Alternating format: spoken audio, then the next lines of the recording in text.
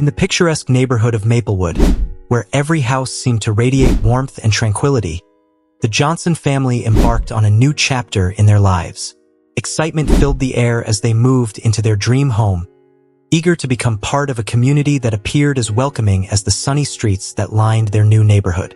But beneath the surface of Maplewood's charm lay unspoken tensions, particularly from those who had lived there the longest, wary of any change that disrupted their familiar world.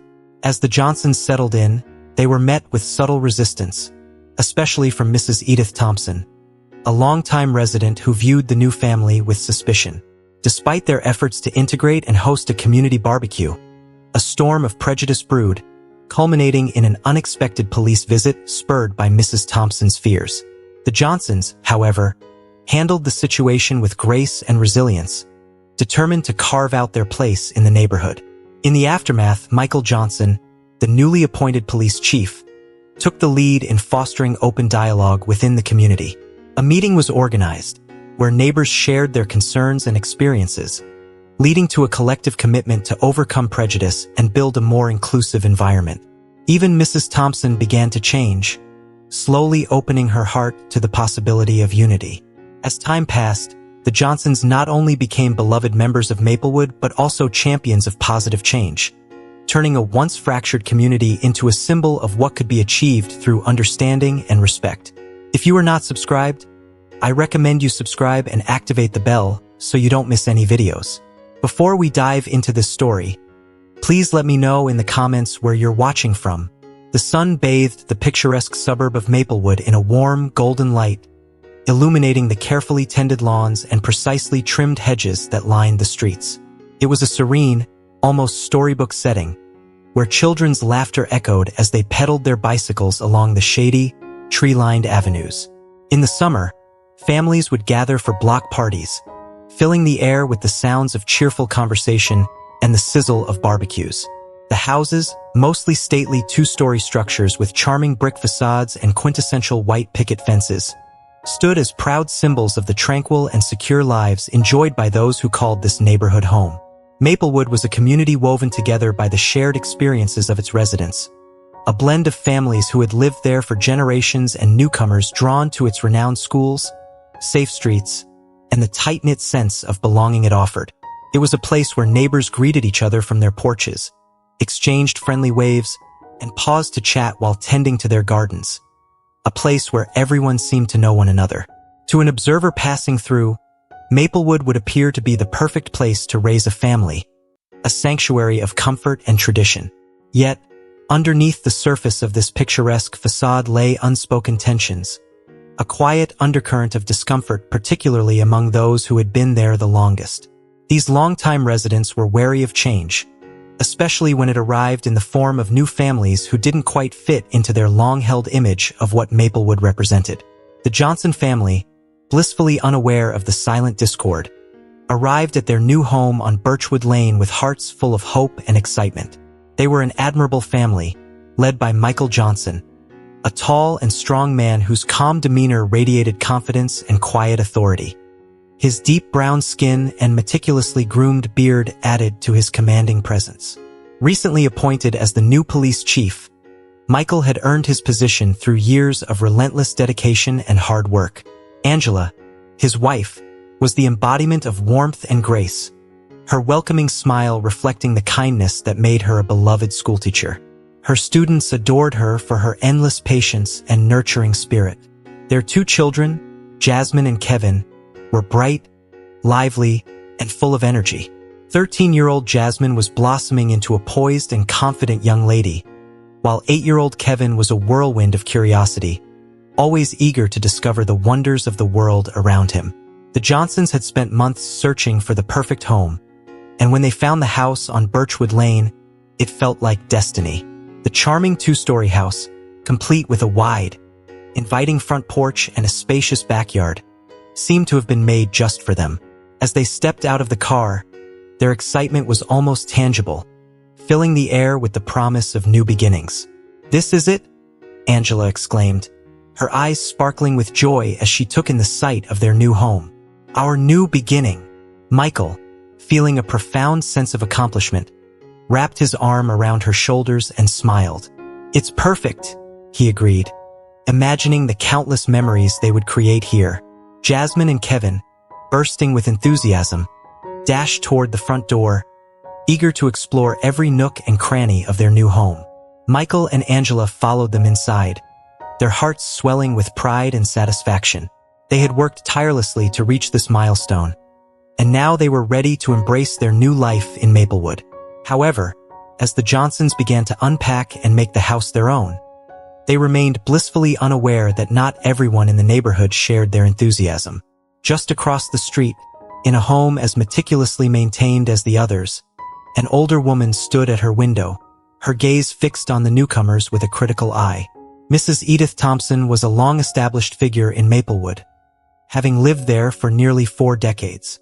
At 72, she was still sharp and sprightly, her silver hair always perfectly styled, and her attire, pressed blouses and slacks, impeccably neat. On the surface, Mrs. Thompson epitomized the ideal neighbor, polite, well-mannered, and always ready with a smile.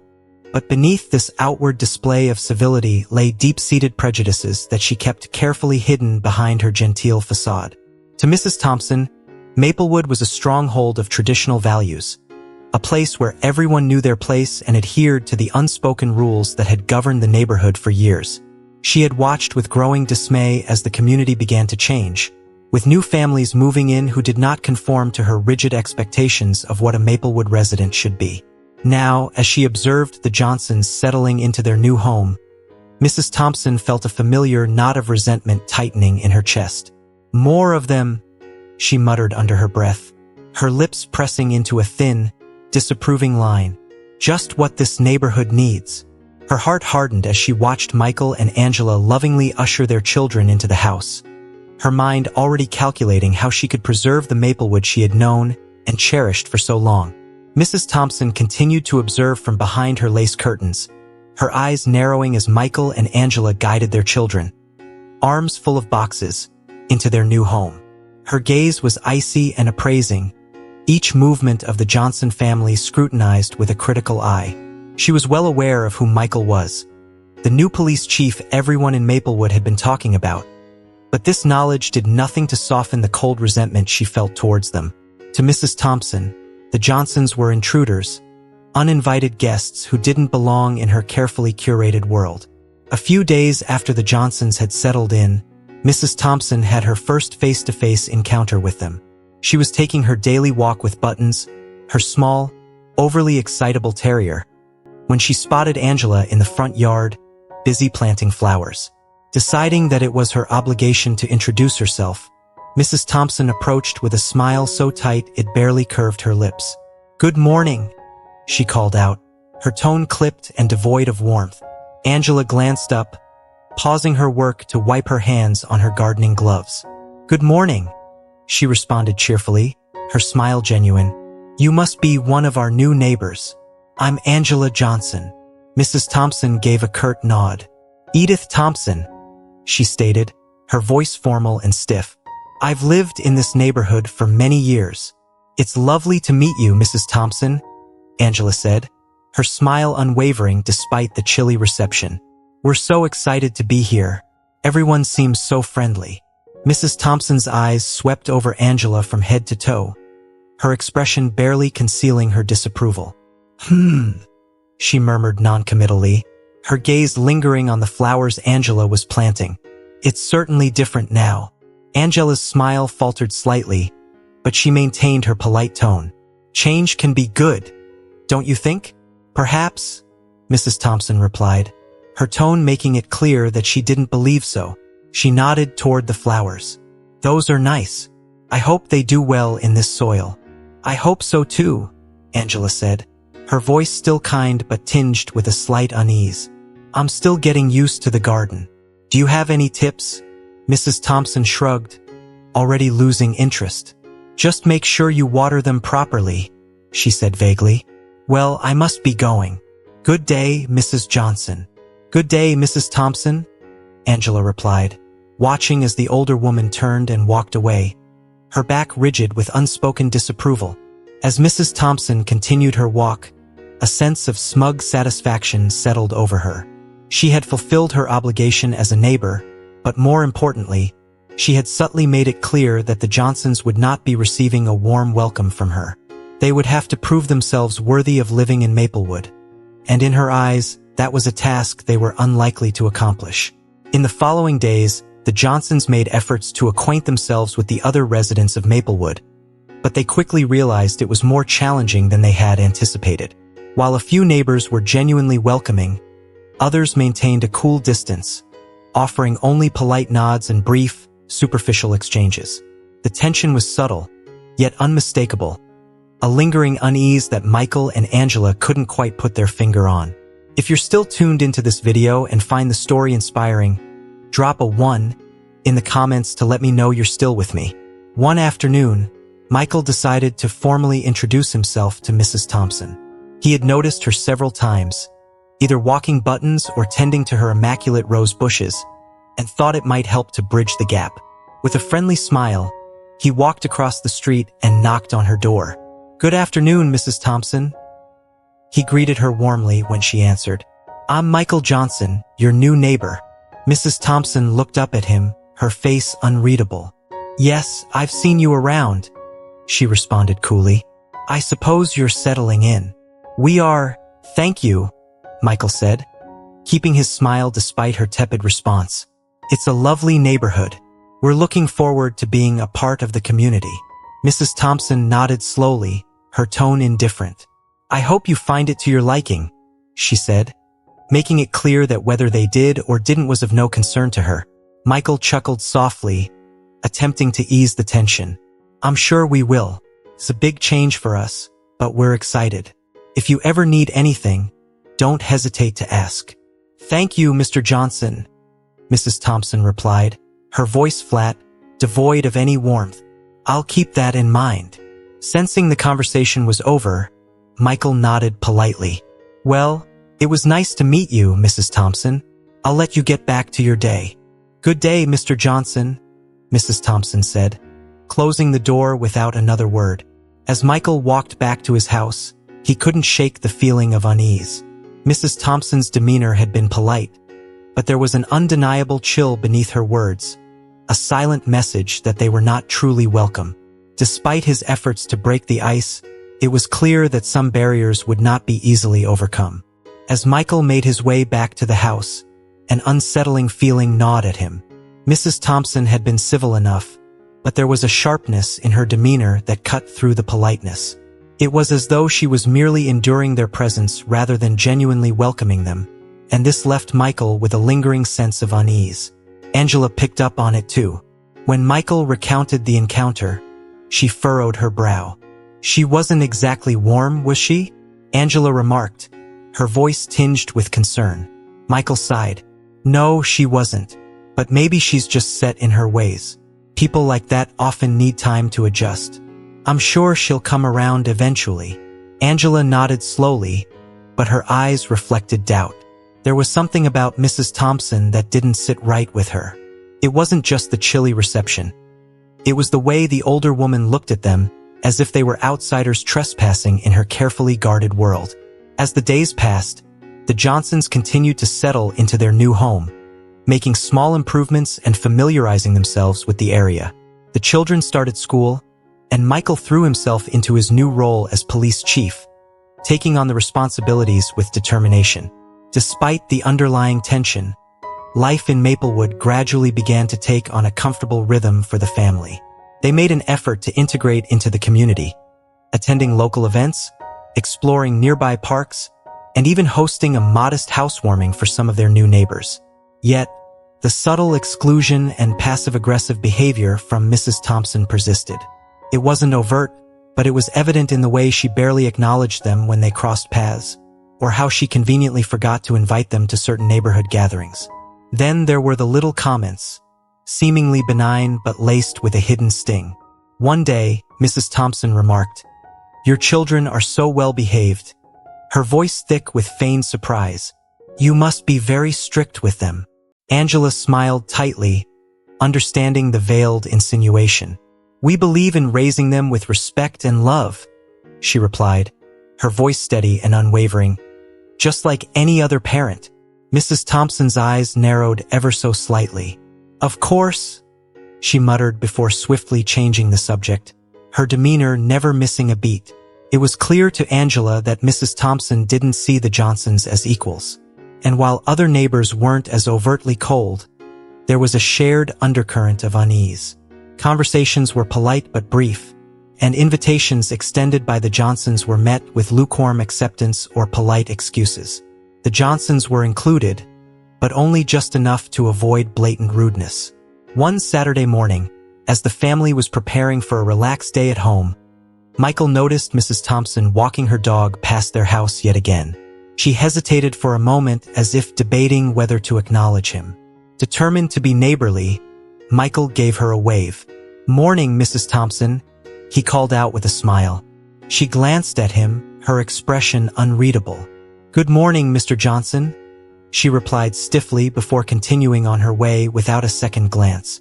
Michael let out a sigh as he returned to the kitchen, where Angela was setting out breakfast. "I don't know what it is with her," he said, sitting down at the table. "I keep trying to be friendly, but it's like she has this invisible wall up." Angela nodded as she placed a plate of pancakes in front of Kevin. "I've noticed it too," she said, her voice low. "It's more than just being stuck in her ways. I think she genuinely doesn't want us here." Jasmine, ever the optimist, piped up. "Maybe she's just not used to new people." "Maybe," Michael agreed, though he couldn't shake the nagging doubt. In his line of work, he had learned to recognize when someone's issues ran deeper than mere discomfort with change, and he had a strong suspicion that Mrs. Thompson's problem was rooted in something more profound. The neighborhood gradually revealed its true colors in subtle, almost imperceptible ways. The Johnsons often overheard fragments of conversations that hinted at underlying prejudices. Neighbors spoke nostalgically about how the neighborhood used to be different, or lamented that things aren't like they used to be. The words were vague, always couched in terms that could be dismissed as harmless nostalgia. But Michael and Angela knew exactly what was being implied. On a serene evening, after the sun had dipped below the horizon and cast its golden glow across the land, Angela and Michael found themselves nestled on their porch, basking in the soothing embrace of the evening breeze. It was a tranquil moment of respite, yet beneath the calm surface, Angela's mind churned with thoughts she could no longer contain. With a touch of hesitance, she turned to Michael, her voice carrying a blend of curiosity and melancholy. "Have you ever pondered what our lives might have been like if we had chosen to relocate somewhere different?" she inquired, resting her head gently against Michael's shoulder, her heart heavy with unspoken dreams and fears. Michael's gaze wandered across the dimming street, where the houses, now cloaked in shadows, seemed to whisper secrets of their own. He took a deep breath, the weight of her question settling on him. "I have," he admitted with a sense of reflective honesty. "But we cannot let the opinions of others dictate our lives. This place, this town, is as much a part of us as we are a part of it." Angela's eyes, though bright, shimmered with a subtle trace of sorrow, reflecting the internal struggle she felt. "I understand that," she replied softly. "But there are times when it feels as though we are destined to forever be on the periphery, never truly belonging." Michael's response was unwavering, his voice firm with determination and reassurance. "We will not be outsiders," he declared with conviction. "This is our home now, and we are going to forge our path here, regardless of what others may think." As the days turned into weeks, the Johnson family endeavored to weave their lives into the fabric of Maplewood. Despite the underlying challenges and the ever-watchful eyes of their neighbors, they resolved to remain true to themselves. Michael threw himself into his role as police chief with fervor, his ambition to effect positive change in the community burning brightly. Meanwhile, Angela found a sanctuary in her teaching profession, where she had the opportunity to touch the lives of her students, each bringing their own unique stories and backgrounds. Their children, too, were gradually adjusting to their new surroundings. Jasmine, with her vibrant and friendly demeanor, quickly embraced new friendships, while Kevin, though more reserved, began to find his place and enjoyment within the school environment. Despite the occasional flickers of discomfort, they were starting to carve out a sense of belonging. Yet, Mrs. Thompson's presence served as a persistent reminder of the challenges they faced. Her daily ritual of walking her dog past their house, accompanied by her unmistakable air of disapproval and frosty greetings, was a constant reminder that not everyone was eager to welcome them. One afternoon, as Angela was diligently tending her flower beds, carefully nurturing the blooms, Mrs. Thompson approached once more. This time, rather than merely passing by, she paused with a critical eye, her gaze sweeping over the carefully tended garden. "Those petunias," Mrs. Thompson began, her voice sharp and laced with disdain. "They're not suited to the shade, you know." Angela looked up from her gardening with a sigh of resignation, wiping her hands on her apron as she met Mrs. Thompson's gaze. "Thank you for the tip, Mrs. Thompson. I'll keep that in mind." Mrs. Thompson offered no acknowledgement of Angela's polite response. Instead, she seemed to scrutinize Angela with a penetrating gaze, as though searching for further faults. There was a brief, tense silence, during which it felt as though Mrs. Thompson might voice more of her discontent. But instead, she simply gave a curt nod, her expression unyielding. "Good day, Mrs. Johnson," she said coldly, before turning sharply on her heel and walking away, her dog, Buttons, trotting in sync with her departure. Angela watched as Mrs. Thompson's figure receded down the street, the once tight knot of tension in her shoulders slowly loosening. The routine confrontation had become all too familiar. These seemingly courteous exchanges always left her feeling a disquiet she couldn't quite shake. She found herself mulling over what Mrs. Thompson might say in private, behind closed doors, where her true opinions lay hidden beneath a veneer of civility.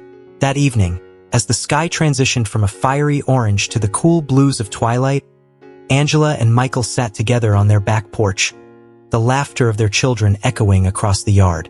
Angela's frustration bubbled to the surface as she recounted the day's encounter. "It's like she's waiting for us to falter," Angela said, her voice tinged with exasperation.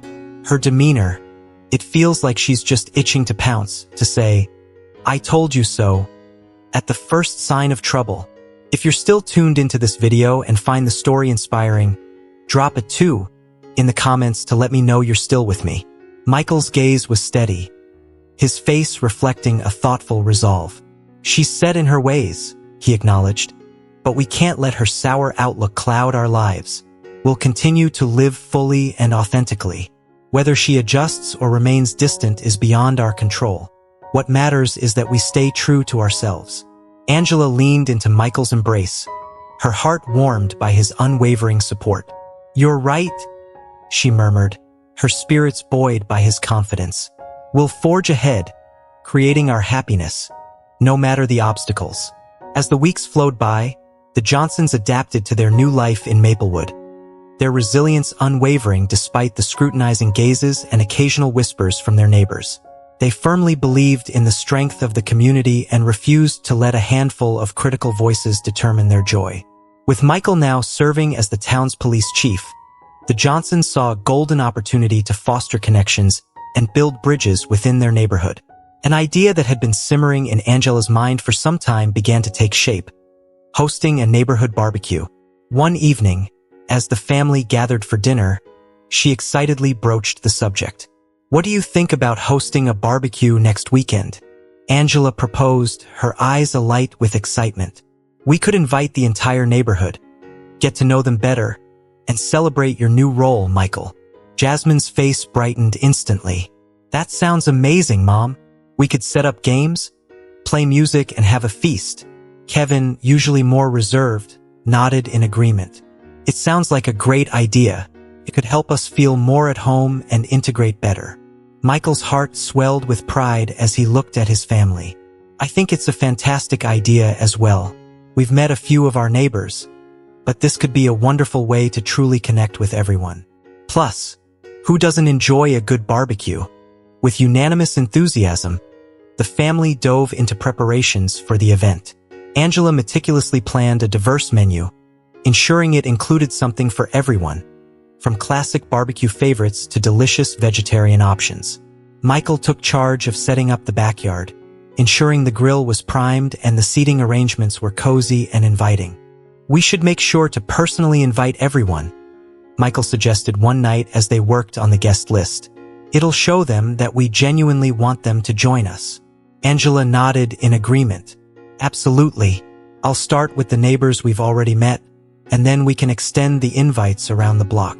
Jasmine eagerly volunteered to design the invitations, spending an entire afternoon cutting out vibrant shapes and decorating them with lively, cheerful patterns. She envisioned the neighborhood's energy as she imagined the joy of having everyone gathered in their backyard, turning their house into a hub of community and warmth. As the long-anticipated day of the barbecue drew nearer, the Johnsons embarked on their mission to personally invite their neighbors. With enthusiasm and a touch of nervous anticipation, they knocked on doors, extending heartfelt invitations. Most responses were met with polite nods and tentative promises to attend. While some neighbors expressed genuine interest, others remained reserved, offering non-committal replies that hinted at uncertainty. When it came time to invite Mrs. Thompson, Angela took the initiative, determined to extend an olive branch despite the chilly reception she had previously received. She hoped that this gesture might help bridge the gap between them, easing the tension that had lingered since their arrival. Accompanied by Jasmine, who clutched the vibrantly decorated invitation, Angela approached Mrs. Thompson's home with a mixture of resolve and hope. They paused on the porch, Angela drawing in a deep breath to steady herself before pressing the doorbell. After a moment's wait, the door creaked open, revealing Mrs. Thompson with her customary stern expression. "Yes." Mrs. Thompson's voice was curt, her eyes narrowing as she assessed the visitors. "Good afternoon, Mrs. Thompson," Angela greeted with a warm, genuine smile. "We're hosting a barbecue this weekend and wanted to invite you. It's just a casual get-together, a chance for everyone to meet and celebrate Michael's new role as police chief." Jasmine extended the invitation with a beaming smile, her eyes reflecting the colorful cheerfulness she had put into crafting it. "We hope you can come," she added sweetly. Mrs. Thompson's gaze briefly flickered over the invitation, but she made no move to accept it. "A barbecue, you say?" Her tone was icy, betraying no sign of interest. "I can't say that it's something I would be particularly interested in." Angela's smile remained steadfast, even as she felt the palpable tension between them. "We'd be delighted if you could join us. It's a simple neighborhood gathering, and we thought it might be a good opportunity for everyone to get to know each other better." Mrs. Thompson's eyes shifted between Angela and Jasmine, and after a prolonged pause, she begrudgingly took the invitation, though she didn't bother to glance at it. "I'll have to see if I can fit it into my schedule," she said, her voice dripping with indifference.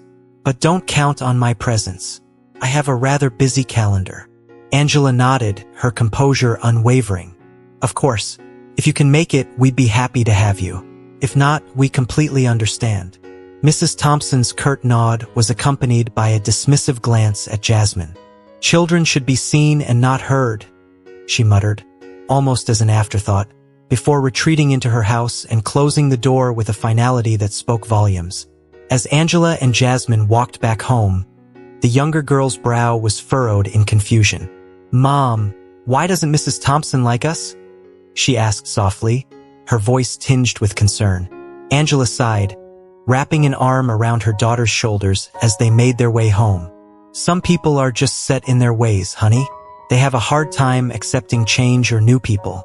But that doesn't mean we shouldn't continue to be kind and make an effort to include them." Jasmine nodded, though she struggled to understand. "I hope she comes," she said quietly. Angela looked down at her daughter, her heart aching for her. "Me too, Jasmine. Me too." Later, back at their house, Angela recounted the encounter to Michael. He listened intently, his face reflecting a mixture of seriousness and empathy. "She probably won't come," he said after a thoughtful pause. "But that's not the point. We're doing the right thing by reaching out to her." Angela nodded in agreement, though her frustration was palpable. "I know. It's just disheartening that she can't see that we're here to be a part of the community, not to disrupt it." Michael enveloped her in a comforting embrace, his presence a balm to her frustration. "We'll continue to be ourselves, Angela. That's all we can do. If she chooses not to join us, that's her decision."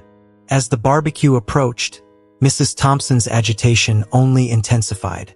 The very notion of the Johnsons hosting a neighborhood event felt like an affront to her deeply ingrained sense of order. To her, the idea of these newcomers assuming a central role in the community was a provocation, one that deepened her resentment and reinforced her belief that they did not belong in Maplewood. Unable to contain her frustration, Mrs. Thompson started reaching out to other longtime residents, subtly planting seeds of doubt and fear about the Johnsons. She began with seemingly innocuous comments, but they always carried a darker undertone. "Did you hear about the barbecue the Johnsons are hosting?" she asked a neighbor during their morning walk. "It's quite a bold move, don't you think? I'm not sure they understand the kind of neighborhood this is. We've always kept things very traditional around here." The neighbor, an older woman who had lived in Maplewood for decades, nodded thoughtfully. "It does seem a bit different. I'm not sure how I feel about it." Mrs. Thompson seized the opportunity. "Exactly. I mean, it's fine if they want to have a little get-together, but we should be cautious about letting things change too much. We've worked hard to maintain the neighborhood's character." Her comments began to ripple through the community, subtly influencing some neighbors' perceptions of the Johnsons. Where there had been curiosity and cautious friendliness before, there was now a palpable sense of unease. Some started to question whether the Johnsons would truly fit in or if they would disrupt the delicate balance of their close-knit community. As the barbecue day approached, Mrs. Thompson's conviction that the Johnsons were a threat to everything she cherished grew stronger. She couldn't bear the thought of them winning over the neighborhood, becoming integral to the fabric of Maplewood. To her, they symbolized unwelcome change, and change was something she simply could not tolerate. On the morning of the barbecue, the Johnsons were busy with final preparations. The backyard was transformed into a vibrant, welcoming space, with tables and chairs arranged for comfort, a grill station ready for action, and a buffet table overflowing with a delicious array of food. Angela had truly outdone herself, preparing a feast that included burgers, hot dogs, grilled vegetables, salads, and an assortment of desserts. Michael manned the grill, expertly flipping burgers and monitoring the slow-cooked ribs. Jasmine and Kevin set up a game area with bean bags and a small inflatable pool for the younger kids. Excitement and anticipation filled the air. As the first guests arrived, the Johnsons greeted them with warm hospitality, offering drinks and encouraging everyone to make themselves comfortable. A few neighbors showed up, bringing dishes to share and complimenting the setup. They engaged in lively conversations with Michael and Angela, gradually easing into the festive atmosphere. However, for every neighbor who attended, others stayed away, influenced by Mrs. Thompson's insidious warnings. Some cited other commitments, while others simply did not show up without explanation. The Johnsons noticed the absences but chose not to let them dampen their spirits. They were determined to make the most of the day and enjoy the company of those who had come. Mrs. Thompson, as anticipated, did not attend. Instead, she watched the barbecue unfold from the confines of her living room, peering through the lace curtains that framed her window. Her eyes narrowed as she observed the diverse mix of people gathered in the Johnsons' backyard. Families with children, young professionals, and individuals from various backgrounds. The sight of this vibrant gathering only fueled her anger. To her, it was a glaring sign that the neighborhood was changing in ways she couldn't accept. The laughter, music, and smell of grilling food grated on her nerves, a constant reminder of the Johnsons' presence and the community's apparent acceptance of them. She couldn't fathom how her neighbors could overlook the Johnsons' differences and embrace them so readily. It felt like a betrayal, a violation of everything Maplewood had stood for in her mind. As the afternoon wore on, Mrs. Thompson's frustration intensified. She paced her living room, occasionally glancing out the window, each glance only heightening her sense of isolation. She longed for the barbecue to end, for the noise to cease, and for everything to return to the way it had been before the Johnsons arrived. But the sounds of celebration continued, the clinking of glasses and children's laughter drifting through the air. Unbeknownst to Mrs. Thompson, the Johnsons were hosting their barbecue with genuine warmth and hospitality. As the sun began to set and the barbecue wound down, Michael and Angela stood together, observing their guests enjoy the evening. Despite the smaller turnout, they felt a deep sense of accomplishment. They had succeeded in bringing their neighbors together, and while not everyone had come, those who did seemed to genuinely enjoy themselves. "We did it," Angela said, leaning her head on Michael's shoulder. "Yeah, we did," Michael replied, wrapping an arm around her. "And I think we made some new friends today." Jasmine and Kevin joined them, both looking tired but happy. "Can we do this again next year?" Jasmine asked eagerly. Michael chuckled. "We'll see. Let's see how your mom feels after cleaning up." The Johnsons had hoped for a more unified response, but they took solace in the fact that they had made a positive impact on those who attended. The barbecue had been a success in their eyes, a small victory in their effort to foster community and belonging. Angela laughed softly. "We'll think about it, Jasmine. But for now, let's just enjoy the moment." As they stood together, a family united by love and resilience, they had no inkling of the storm brewing on the horizon. Mrs. Thompson's escalating resentment was a tempest waiting to erupt, and soon, the Johnsons would find themselves at the center of a conflict they hadn't anticipated. For now, though, with the setting sun casting a warm glow and the echoes of laughter still lingering in the air, the Johnsons felt a deep contentment. They had made strides toward becoming part of the community, and they remained hopeful that, over time, others would come around. Mrs. Edith Thompson sat by her window, her gaze fixed on the Johnsons' backyard. Her eyes narrowed as she watched their barbecue continue into the evening. She had seen their guests arrive, heard the laughter and music, and observed a few neighbors mingling with the new family. Every moment of it gnawed at her. To her, the Johnsons were intruders, and the idea that they were being embraced by the community infuriated her. She huffed, crossing her arms tightly across her chest, her foot tapping impatiently against the hardwood floor. The audacity of it all, the Johnsons hosting a grand party and seemingly settling into her neighborhood with ease, was too much for her to bear. It felt like an affront to everything she believed her neighborhood stood for. Determined to put an end to this perceived affront, Mrs. Thompson decided it was time to act. Mrs. Thompson picked up her phone, her hand trembling slightly as she dialed 911. Her breath quickened with each ring, the seconds stretching interminably. "911, what's your emergency?" came the calm, professional voice on the other end. If you're still tuned into this video and find the story inspiring, drop a 3 in the comments to let me know you're still with me. Mrs. Thompson swallowed hard and began speaking, her voice carefully tinged with concern. "Yes, hello? I'd like to report a disturbance," she said, her words measured and deliberate. "There's a lot of noise coming from my neighbor's house. It's been going on for hours now. I'm worried that something might be wrong." The dispatcher responded with routine questions, and Mrs. Thompson answered them all, painting a picture that suited her agenda.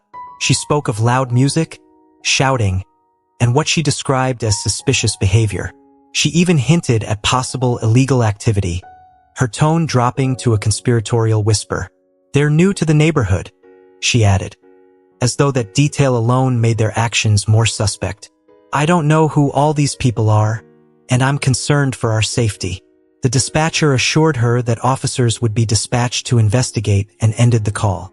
Mrs. Thompson hung up, a twisted sense of satisfaction settling over her. In her mind, she had done the right thing.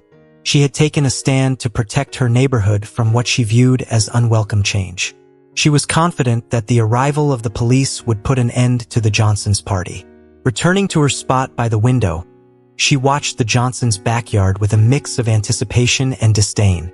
The barbecue was still in full swing, the sounds of merriment drifting across the street. She sneered at the sight, eagerly awaiting the arrival of the police, convinced that their intervention would bring an end to the noise and restore what she saw as the neighborhood's proper order. Meanwhile, in the Johnsons' backyard, Michael and Angela were reveling in the success of their event. The atmosphere was warm and inviting, filled with the chatter of their guests and the scent of delicious food. Michael was deep in conversation with some neighbors, discussing his new role as police chief, while Angela shared stories about their move and their hopes for becoming part of the community.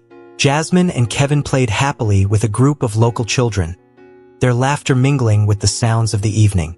The smell of grilled food mingled with the fragrant aroma of jasmine flowers that Angela had planted along the fence. It was a perfect evening, and the Johnsons felt a profound sense of belonging. Angela glanced at Michael, a smile of pride on her face as she saw him enjoying himself and connecting with their new neighbors. This was the moment they had envisioned, a chance to build a life in Maplewood and to be part of something meaningful. But their peaceful evening was about to be interrupted. At the police station, the dispatcher relayed Mrs. Thompson's call to a pair of officers on duty. The complaint seemed routine, just another noise disturbance to check out. The officers, unaware of the specifics of the call, grabbed their gear and headed out, their minds preoccupied with the usual routine of addressing noise complaints. They had dealt with similar calls before, and most of the time, they ended with a simple warning or a request to lower the volume. As they drove through the quiet streets of the neighborhood, the officers chatted casually, not expecting much from the call. One of them glanced at the address on the screen, recognizing it as one of the newer developments. "Didn't the new police chief move somewhere around here?" One of them mused, glancing at his partner. The other officer shrugged. "Yeah, I think so. Not sure though." They continued, the flashing lights of their car reflecting off the windows of the houses they passed. As they approached the Johnsons' address, the sounds of music and voices grew louder, signaling that they were getting close to their destination. Mrs. Thompson's heart raced as she saw the police car approaching. Her anticipation was almost palpable. This was the moment she had been waiting for, the moment when the Johnsons would be put in their place. She could almost visualize the scene. The officers stepping into the backyard, the Johnsons and their guests freezing in surprise, and the silence that would follow as everyone realized their overstepping had consequences. She could barely contain her excitement as the police car came to a stop in front of the Johnsons' house. The officers exited the vehicle. Their expressions are neutral and professional. They began walking up the driveway with purposeful strides. Mrs. Thompson leaned closer to the window, her breath catching in her throat. This was the culmination of her plan.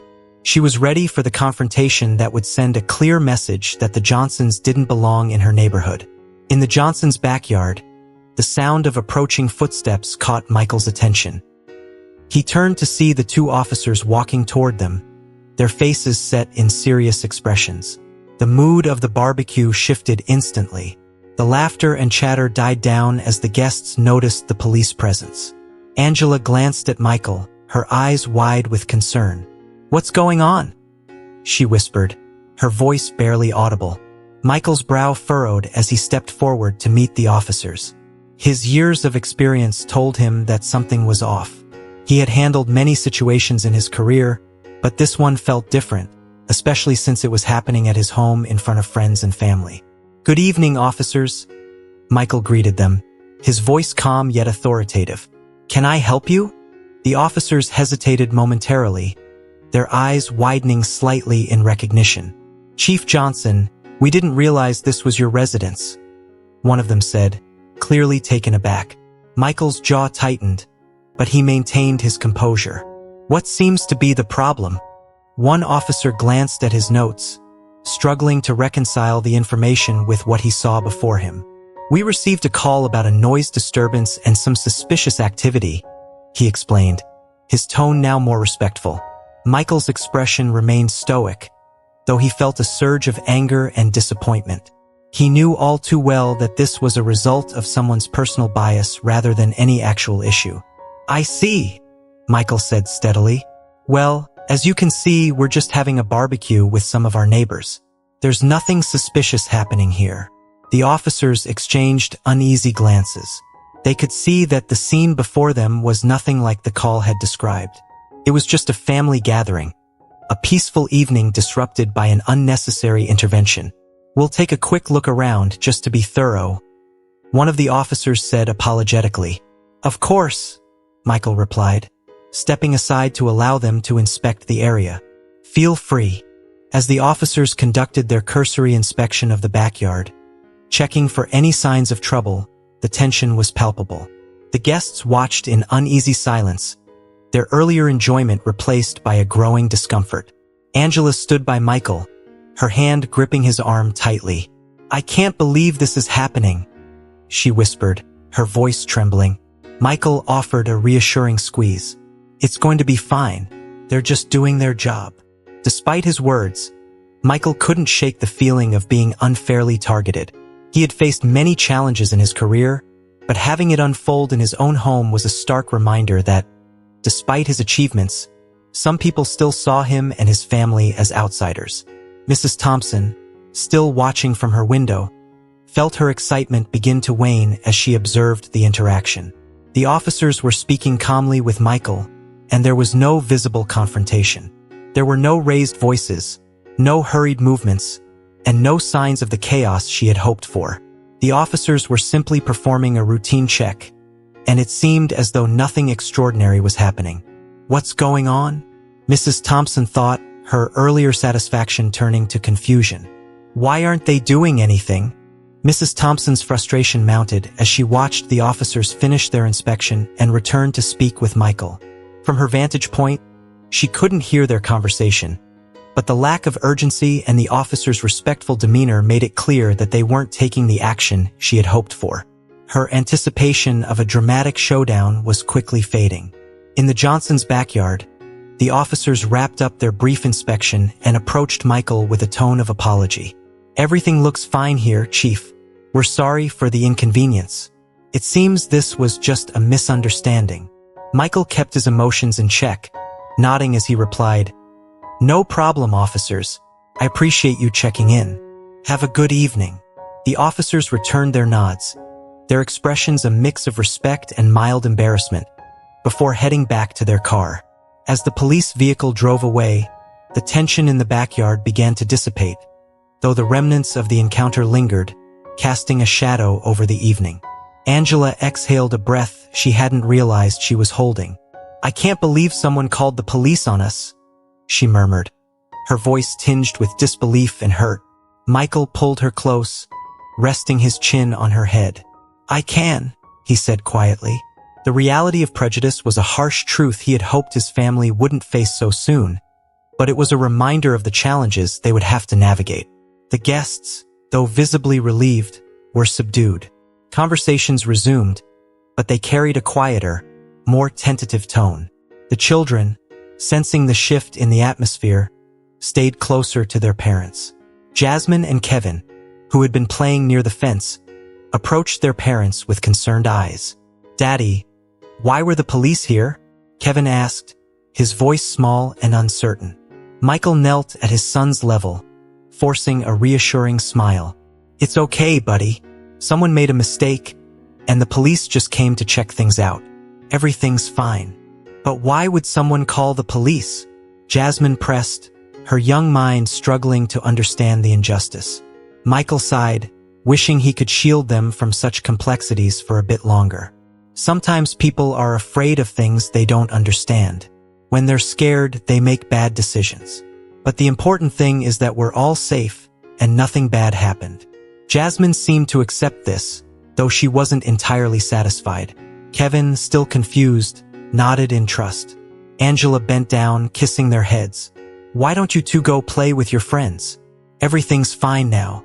The kids hesitated but eventually ran off to rejoin their friends, casting occasional glances back at their parents as they tried to process the situation. Across the street, Mrs. Thompson's hands clenched into fists as she watched the police car drive away without any significant action.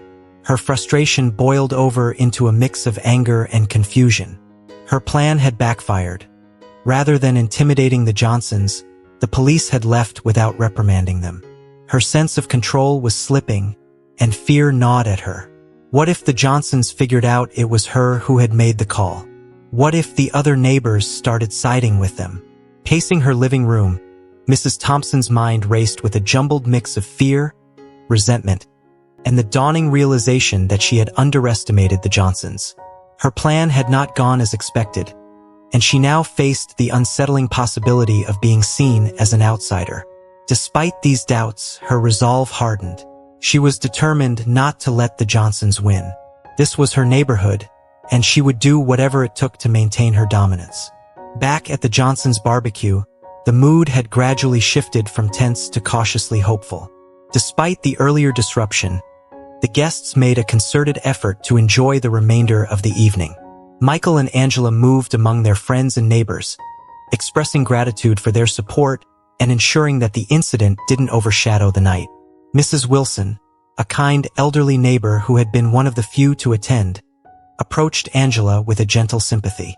"I'm so sorry about what happened, dear," she said softly. "It's a shame someone would do that to you." If you're still tuned into this video and find the story inspiring, drop a 4 in the comments to let me know you're still with me. Angela offered a smile, though it barely masked her lingering concern. "Thank you, Mrs. Wilson. It's unfortunate, but we're determined not to let it ruin our evening." Mrs. Wilson nodded, her expression a mix of sadness and support. "You and your family are always welcome here, Angela. Don't let a few bad apples make you feel otherwise." Angela squeezed Mrs. Wilson's hand, genuinely touched by her kindness. "Thank you. That means a lot." As the evening drew to a close, the barbecue gradually wound down. The guests, though still affected by the earlier incident, expressed their solidarity with the Johnsons before leaving. Many offered words of encouragement and promised to stand by the family in the future, reinforcing the sense of community that had been momentarily shaken. When the last guest had finally departed, the Johnsons were left alone in their backyard. The remnants of the barbecue, empty plates, glasses, and the lingering scent of grilled food were scattered about. The once vibrant evening had given way to a quiet night under a starry sky, the warmth of the day now a distant memory. Michael and Angela sat at the patio table, the weight of the evening settling heavily upon them. The children had gone inside, exhausted from the day's events, leaving the house enveloped in a peaceful quiet. "What a night," Angela said softly, breaking the silence that had settled over them. Michael nodded, his mind still occupied with the earlier encounter. "I knew this wouldn't be easy, but I didn't expect something like this to happen so soon." Angela met his gaze, her eyes reflecting a blend of sadness and resolve. "Do you think this is just the beginning?" Michael considered her question, his thoughts racing with the possibilities of what lay ahead. "I don't know, but I do know that we're not going anywhere. We belong here just as much as anyone else." Angela reached across the table and took his hand in hers. "We'll get through this, Michael. Together." He squeezed her hand, drawing strength from her support. "Yeah, we will." For a moment, they sat in silence, finding solace in each other's presence. The night air was cool and refreshing, and the stars above seemed to offer a glimmer of hope. Though they were comforted by their unity, they both knew that the road ahead would be fraught with challenges. Mrs. Thompson's actions exposed an undercurrent of prejudice that wouldn't dissipate easily, and they would likely face more obstacles as they navigate their place in the community. But the Johnsons were no strangers to adversity. They had weathered challenges before, and they were prepared to face whatever lay ahead. What mattered most was their strength as a family, and as long as they stood together, they were confident they could overcome any hurdle. As the night drew to a close, Michael and Angela tackled the cleanup from the barbecue, working side by side in silence. Their thoughts were heavy with the weight of the week's events and the uncertainties that lay ahead. Yet, amidst the quiet of their work, they found a renewed resolve. With every item they put away, they were also gathering the strength to persevere, to continue fighting for the future they envisioned in their new home. Under the starlit sky, they silently vowed to each other. No matter the challenges, they would not be driven away. They would remain, thrive, and prove that they truly belonged. The following week, Michael decided it was time to take action. He wanted to address the tensions in the neighborhood head-on, turning the recent incident into an opportunity for growth and understanding. He organized a community meeting at the local recreation center, aiming to foster dialogue and build bridges between the residents. Angela threw herself into preparing for the meeting. She designed and distributed flyers, personally inviting neighbors and encouraging them to attend. She hoped that the gathering would offer a chance for everyone to come together and discuss the issues openly, promoting a sense of unity and inclusion. On the day of the meeting, the recreation center's auditorium was set up with rows of chairs facing a podium. Michael and Angela arrived early to arrange refreshments and ensure everything was prepared. As the attendees began to arrive, Michael greeted each one with a warm, inviting smile, striving to create an atmosphere of openness. The room filled with a mix of familiar and unfamiliar faces. Some were longtime neighbors, like Mrs. Wilson, who had been a steadfast supporter, while others were newer or more distant residents who had been hesitant or distant since the incident. Michael noticed Mrs. Thompson seated at the back, her posture tense and her expression anxious. It was clear she was feeling the weight of her actions and was unsure of how to engage. When the meeting began, Michael stepped up to the podium, his demeanor calm and approachable. He took a moment to scan the room, making eye contact with as many attendees as possible. As the room quieted, he began to speak. "Good evening, everyone. Thank you all for coming tonight. My name is Michael Johnson, and I am your new police chief. I understand that the past week has been challenging for many of us, and I want to use this opportunity to address some of the issues that have surfaced." Michael paused, letting his words resonate. "As you might know, there was an incident at my family's barbecue last week. Complaint was made, and the police responded. I want to be transparent in saying that our priority is the safety and well-being of everyone in this community. However, it's equally important that we confront the underlying issues that led to this situation." He continued, "Our neighborhood has always been proud of its welcoming and inclusive spirit. Yet, incidents like this remind us that there's still work to be done. We need to make sure that everyone, regardless of their background, feels they belong here." Michael's speech was met with nods of agreement and murmurs of support from many in the audience.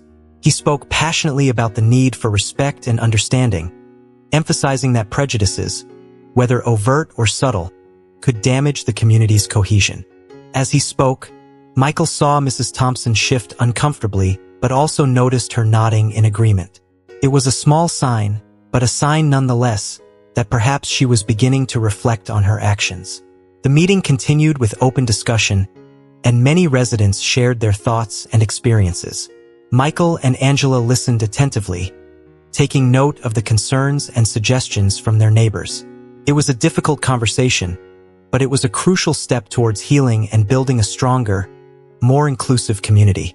By the end of the evening, there was a sense of cautious optimism in the room. The Johnsons had opened a dialogue, and while the path forward remained uncertain, the meeting had set the stage for ongoing conversations and efforts to bridge divides.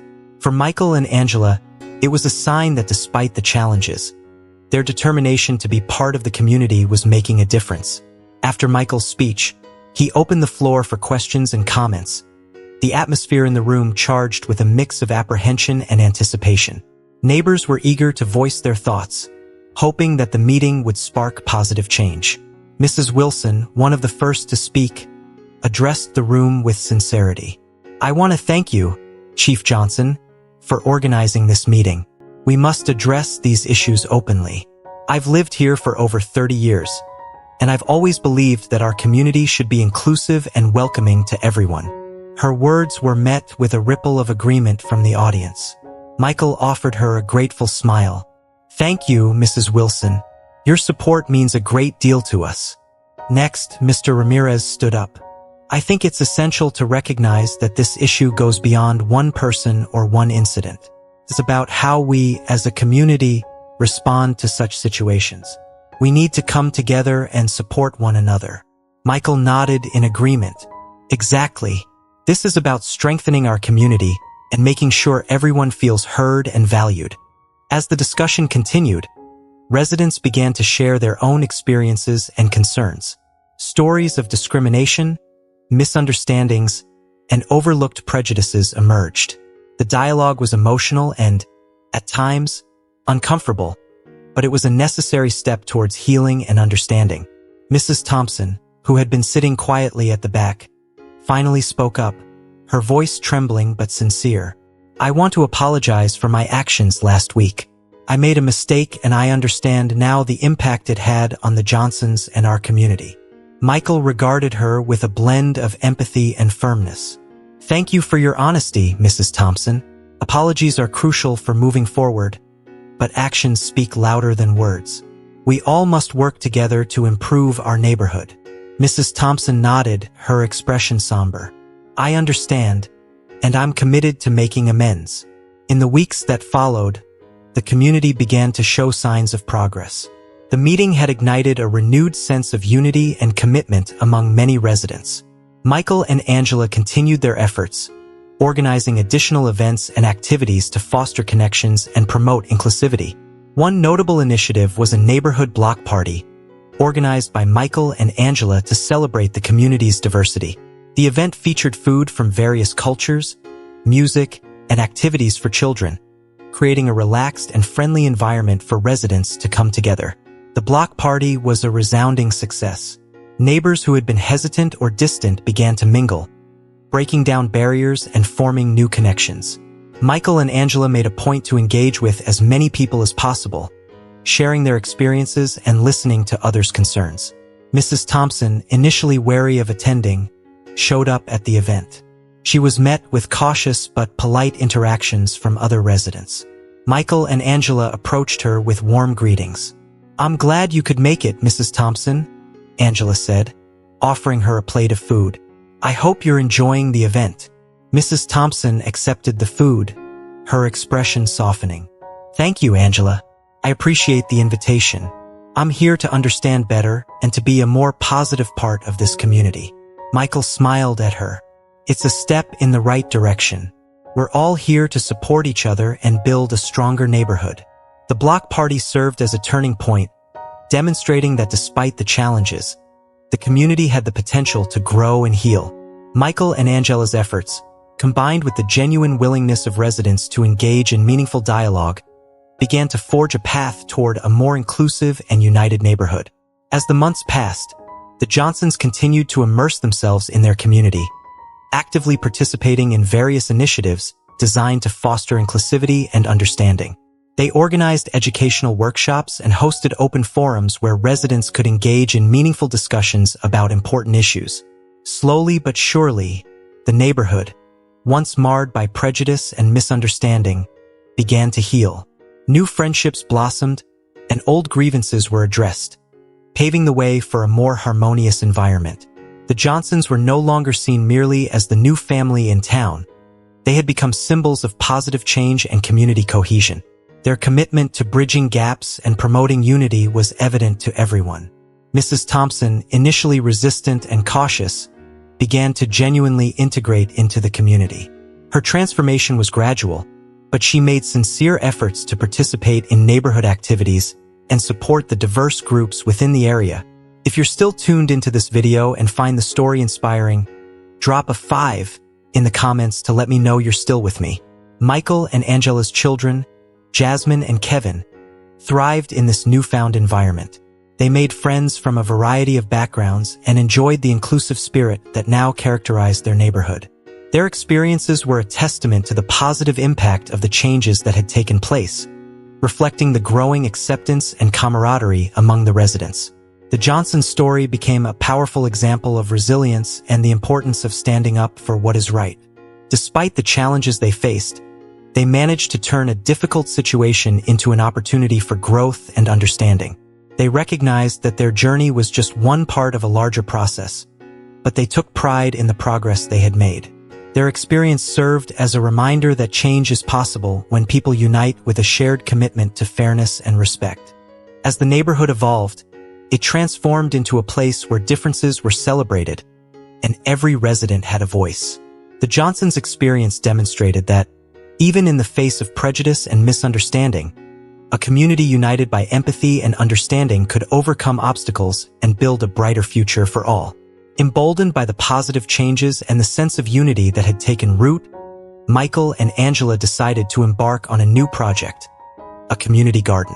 Their vision was simple yet profound, a shared space where residents could come together to grow vegetables, flowers, and herbs. The garden was intended not only as a practical endeavor, but also as a symbolic gesture of growth and cooperation. Michael and Angela pitched the idea to the neighborhood association, and it was met with enthusiastic support from many residents. The project was officially launched with a planning meeting held at the local park. During this meeting, Michael and Angela presented their vision, emphasizing the benefits of the garden, promoting healthy eating, encouraging outdoor activity, and providing a venue for neighbors to interact in a positive and collaborative setting. Mrs. Thompson, who had been diligently working to be more involved in the community, spoke up during the meeting. "I think this is a wonderful idea. It's a way for us to come together and work on something that benefits everyone. I'd love to help with the planning and maintenance." Her willingness to contribute was met with approving nods from the other residents. Michael and Angela were heartened by Mrs. Thompson's commitment and saw it as a significant step in her journey toward reconciliation and positive engagement with the community. With the community garden project underway, the neighborhood continued to grow closer, united by a shared goal and a renewed sense of camaraderie. The garden became a vibrant hub of activity, where residents of all ages worked side by side, cultivating not just plants but also lasting connections. Through their collective efforts, the Johnsons and their neighbors demonstrated that, even in the face of adversity, a united community could flourish and thrive.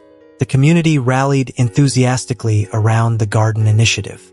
Volunteers of all ages came together with energy and dedication to clear the land, prepare the soil, and construct raised beds for planting.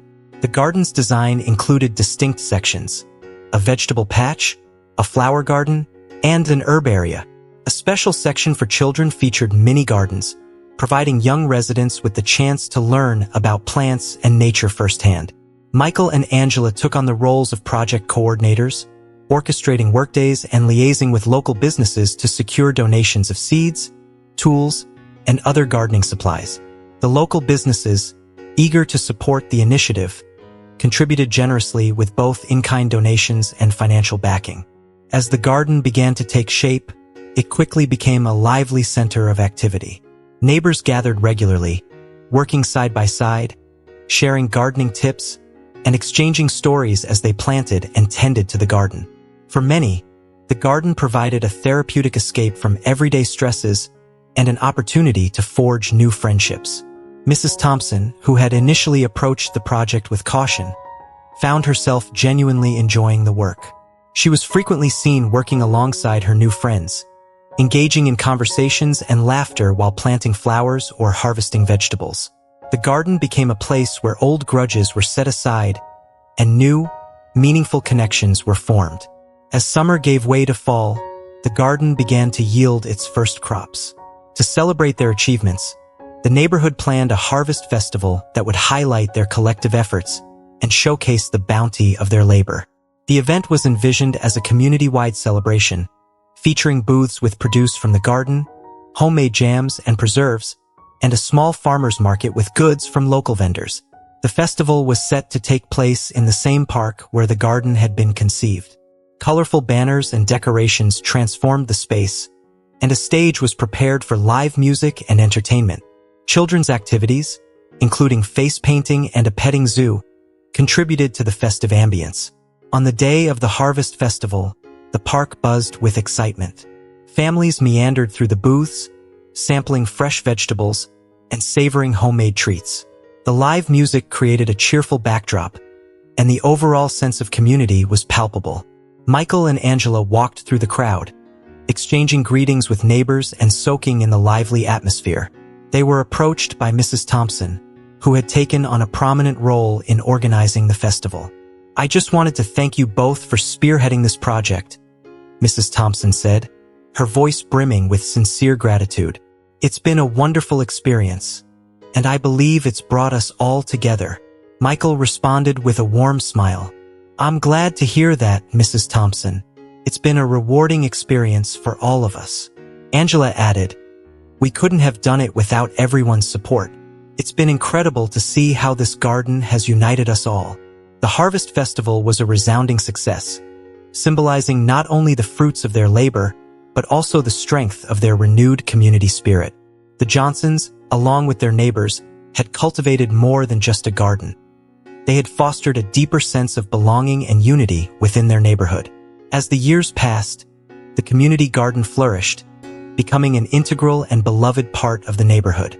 It stood as a living testament to the strength of collaboration and the profound impact of working together to foster a stronger, more connected community. The garden evolved into a vibrant hub of activity, hosting seasonal festivals, educational workshops, and volunteer days. It became a space where residents could gather, share knowledge, and cultivate lasting relationships. Michael and Angela remained deeply involved, channeling their passion into leading gardening workshops and organizing various community events. Their commitment to inclusivity and understanding continued to drive their efforts, as they used their personal experiences to educate and inspire others. Mrs. Thompson, who had once been a symbol of resistance, transformed into a fervent advocate for community engagement. She volunteered regularly at the garden and embraced leadership roles in organizing events. Her journey was a powerful reminder of the potential for change and the impact of collective effort. Jasmine and Kevin, the Johnsons' children, grew up with a profound appreciation for the values of community and cooperation. They actively participated in the garden's activities, from planting and harvesting to learning the importance of giving back. Their involvement reflected the positive influence of the garden on their upbringing. The neighborhood, once marked by prejudice and misunderstanding, had evolved into a model of inclusivity and unity. The garden symbolized the remarkable changes that could be achieved when people came together with a shared vision and a commitment to improving their community. Reflecting on their journey, Michael and Angela felt a deep sense of accomplishment. They had navigated significant challenges, but through perseverance and a steadfast dedication to fostering understanding, they had played a pivotal role in transforming their neighborhood. The garden had become more than just a place to grow food. It was a catalyst for personal growth and communal healing, embodying the spirit of resilience and unity that had brought their community together. The initial tensions and conflicts that once shadowed the neighborhood had gradually transformed into an environment characterized by inclusivity and support. Michael and Angela understood that the journey toward a more harmonious community was ongoing, and that sustaining their progress required continuous effort. However, they were reassured by the enduring lessons and relationships they had cultivated, which promised to guide them toward an ever brighter future. As they strolled through the garden, enveloped by the vibrant hues of blooming flowers and the fragrant aroma of fresh herbs, Michael and Angela experienced a profound sense of pride. Their resilience in the face of adversity had not only enabled them to overcome significant challenges, but had also paved the way for a more inclusive and welcoming community. The Johnsons' story was one of hope and transformation, a poignant reminder that meaningful change is achievable when people unite with a shared commitment to understanding and respect. The community garden, lush with greenery and thriving plants, stood as a powerful symbol of unity and the enduring strength of a community rooted in common values. In the end, the neighborhood had not only grown closer, but had also nurtured a sense of belonging and inclusivity that would persist for generations.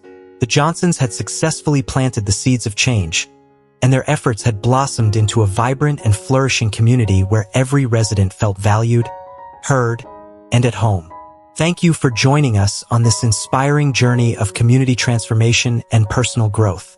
We've witnessed the remarkable evolution of a neighborhood from one marked by tension and misunderstanding to a vibrant, inclusive space where everyone feels valued and heard. Michael and Angela Johnson's story is a powerful testament to the strength of resilience, the impact of collective effort, and the importance of nurturing understanding and respect within our communities. As we reflect on the lessons we've learned, I encourage you to think about what insights you've gained from this story. What have you learned so far that you feel inspired to bring into your own life or community? Please share your thoughts in the comments below. I'd love to hear how these lessons have resonated with you and how you plan to apply them in your journey. If you enjoyed this video, please leave your comment below, and don't forget to like, share, and subscribe to our YouTube channel for more content that inspires and uplifts. Your support means the world to us, and we look forward to sharing more stories and insights with you in the future. Thank you for watching, and we'll see you in the next video.